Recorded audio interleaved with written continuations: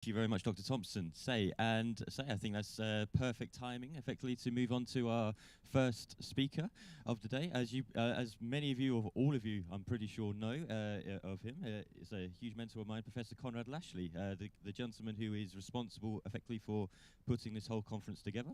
Today, or this morning, in his first session, he's going to be talking about slavery, liberation, and business ethics. So, without further ado, Professor Lashley.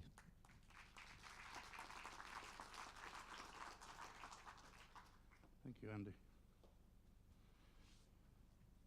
Can you hear me? Yeah, good. Okay. So, yes, I want to, in this session, talk about, I'm going to talk a little bit about some of the stats on slavery, but I don't want to go too far into that because other colleagues are going to cover it. But I think it's important just to get some sense of the scale of it then before we look at some of the ethical issues. Does it go like that?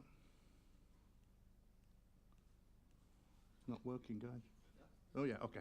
So, roughly, the estimates of people actually in slavery in the world vary a little bit, and to some extent it's because of how you define it, but the International Labour Organization say about 40 million people are actually in slavery at any one time. In the Netherlands, we reckon the global estimate, global slavery index reckons that there's 17,500 people in slavery as we sit here today. In the UK, it's estimated, again varies, but maybe about 30,000 people in slavery at the moment. In Europe, the global slavery index reckons 1.2 million people are in slavery in Europe again today. Worldwide, we've got 25 million people in forced labour, and then 15 million people in forced marriages. So we're looking at something like 5.4 million slavery victims per 1,000 population across the globe, with different regional areas either having more or less than that particular proportion. Sorry, have I gone too far? Yeah. Obviously, slavery is very much associated with gender issues. So about 70% of all slaves are women, about 30% just under are men.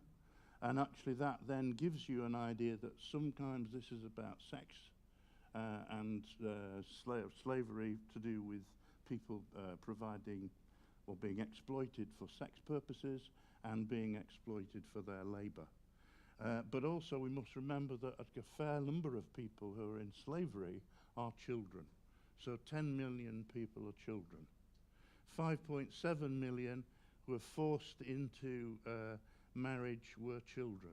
21% of the people who are sexually exploited are children. 18% of those subject to forced labour are children. Obscene. You know, if we're not angry about this, what are we going to get angry about? Quite regional. So the Asia-Pacific region, 60% of the people who are in slavery are located in that particular area, 23% Africa, Europe, fewer, America, 1%. But when you start looking at the Western capitalist world, you actually see that what happens is that in the hotel sector in particular, it isn't directly in the hotel, so we don't see people who are in restaurants who are slaves, but on the other hand, we see them further down the supply chain, so in laundry services or in agricultural services, and we'll just have a look at that in a minute. But about 10% of all slaves are in the accommodation and food service sector, and in agriculture about 11%. Now actually the balance changes, and I'll go on to that in a bit more, but firstly let's look at what slavery means. First you've got bonded people who are in paying off a loan. And again, very often these people are on the cusps of survival. So ultimately something happens, they need to take out a loan, and then they're indebted to somebody who makes them do things they don't want. Then you've got the whole issue to do with forced labour and children in forced labour. And one of the other things that again adds to the obscenity is in some cases children are being used as soldiers, literally forced to fight for some particular gang or interest group or whatever. Then you've got descent-based slavery, where people are sometimes given as wedding presents. Just so horrifies me, this.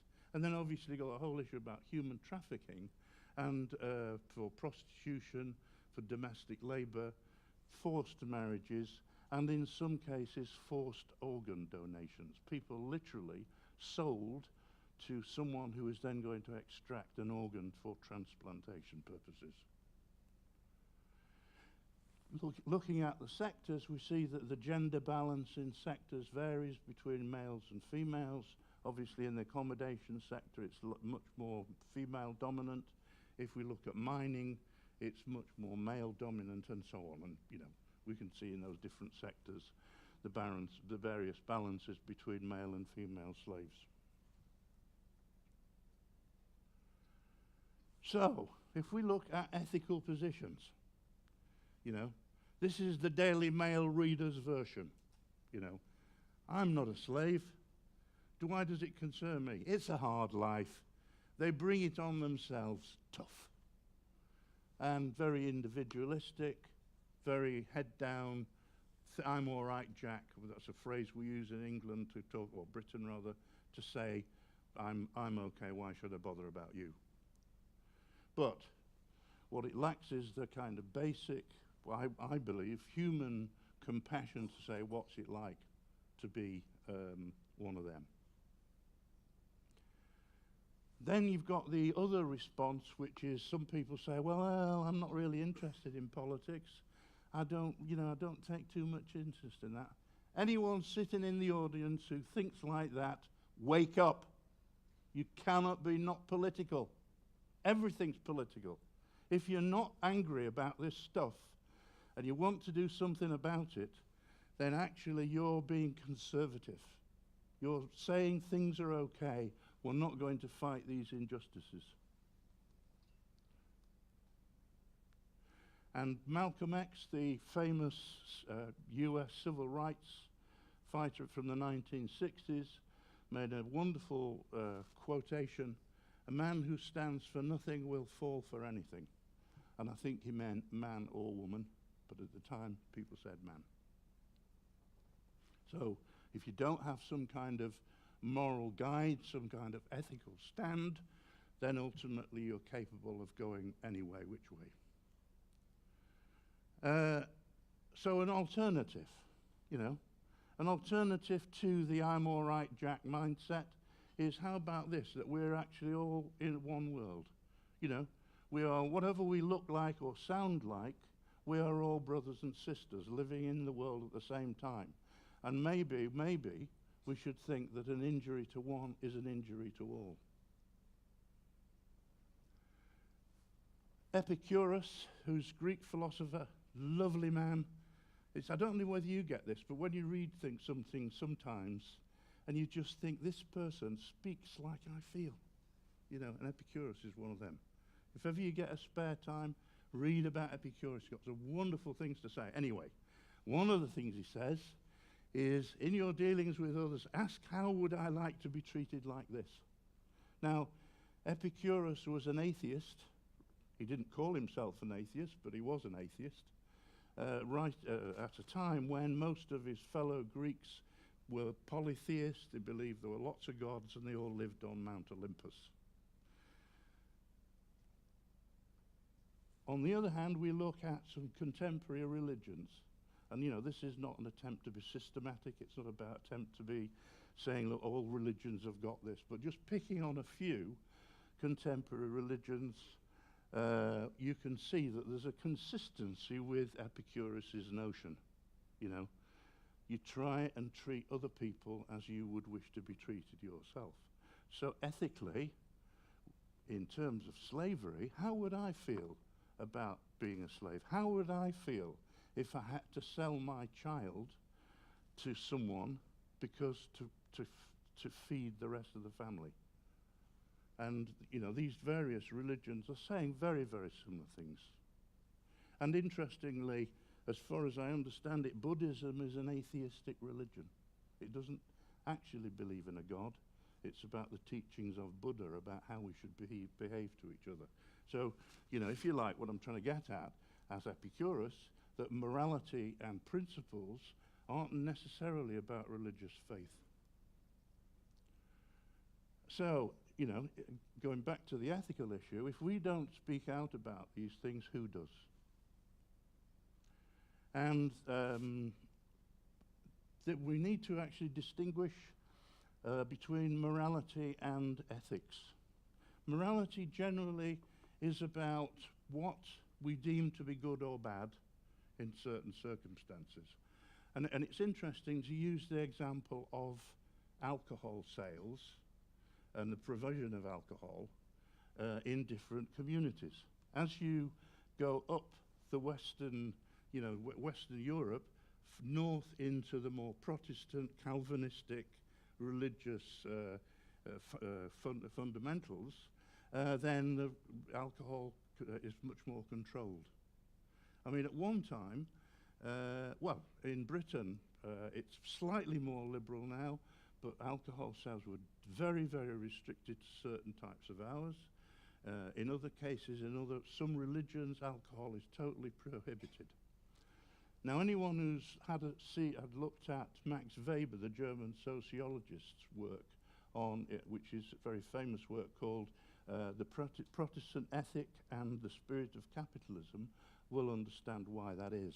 There's a link in Weber's mind that actually the production and the work ethic that emerged through Protestantism was also linked to work for its own sake, which was necessary to produce capitalist excesses. So ethics are really then about general principles. And, I mean, that one works for me. I don't know about you, but certainly the idea that if we've got oppressors and oppressed, then ethically we should be with the oppressed, you know.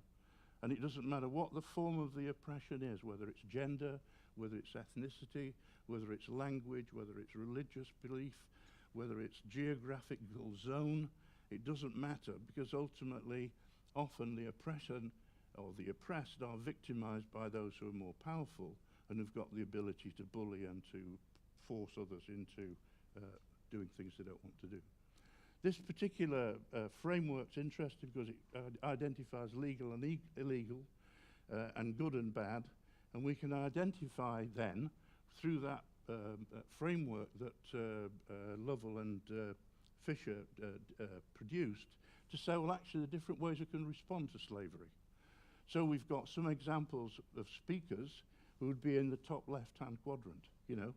They're trying to be good, they're trying to be legal, they're opposing slavery. So the speakers from the two industry companies are in that quadrant. We've got, on the other side, people who might use deliberately, they don't employ slaves, which would be illegal, but they employ firms that do employ slaves, so that it's further down the track. Then we've got, obviously, discrimination in favor of slaves, which again is an illegal act, but may well be a more just act in some cases. And then clearly you've got the people who employ slaves because it actually creates more profit. Martin Luther King, who's again a famous civil rights activist from the US, true compassion is more than flinging a coin at a beggar. It comes to see that the edifice which produces beggars needs to be restructured or needs restructuring. And in, whilst I've talked about slavery there, we've also got to think about people who are not technically slaves, but because of the pay and income that they have, are actually forced to do things that they don't want to do. So we've got low pay, people who are literally forced to work to survive, most people then being a paycheck away from poverty. They have limited ability to resist. They've got limited training chances, or limited chances to work their way out of it. Often it's very, very dissatisfying work. There's often bullying, and people who live in fear at work and out of work. that kind of stress of always wondering when the next crisis is going to occur is something that is very, very hard for people and causes a lot of anxiety. Clearly, as workers, people can resist. In the British hotel industry and the hotel industry in general, we don't have much tradition of collective resistance. Certainly in Britain, it's been very, very hard to organise people for all sorts of reasons in the hotel sector. So people are forced to resist individually. So the fact that often the industry has high levels of labour turnover, absenteeism, and all those other manifestations are actually often best understood as people fighting back, but in a way that only they can do individually, because collective forms of resistance aren't available to them. And that final quote from Aristotle, educating the mind without educating the heart is no education at all.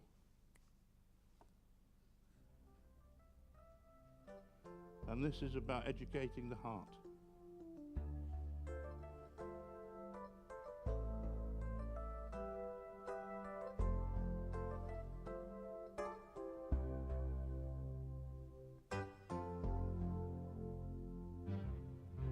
The higher you build your barriers, the taller I become.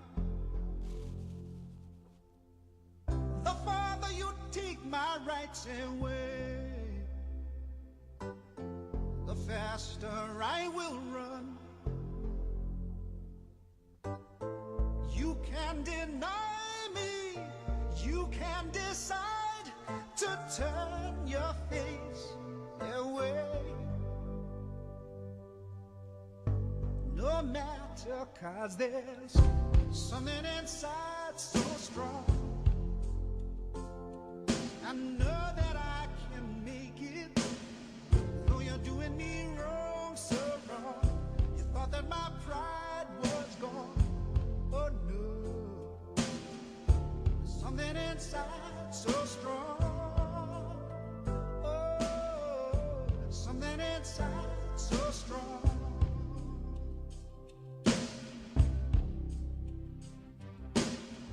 The more you refuse to hear my voice, the louder I will sing. You hide behind walls of Jericho. Our lies will come tumbling. Deny my place and time. You squander wealth that's mine. My light will shine so brightly it will blind you. 'Cause there's something inside so strong, so strong. I know that I can make it, though you're doing me wrong, so wrong. You thought that my pride was gone. Oh no, there's something inside so strong. Oh, something inside so strong. Brothers and sisters, when they insist we're just not good enough,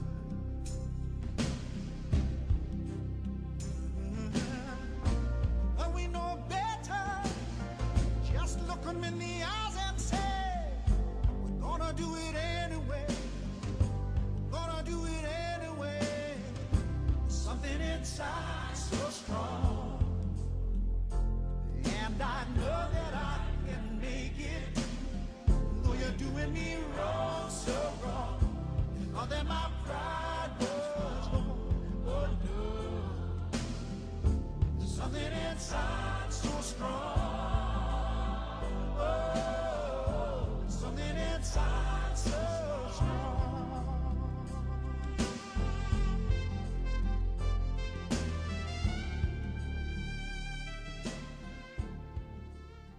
A wonderful testament to the oppressed. Thank you.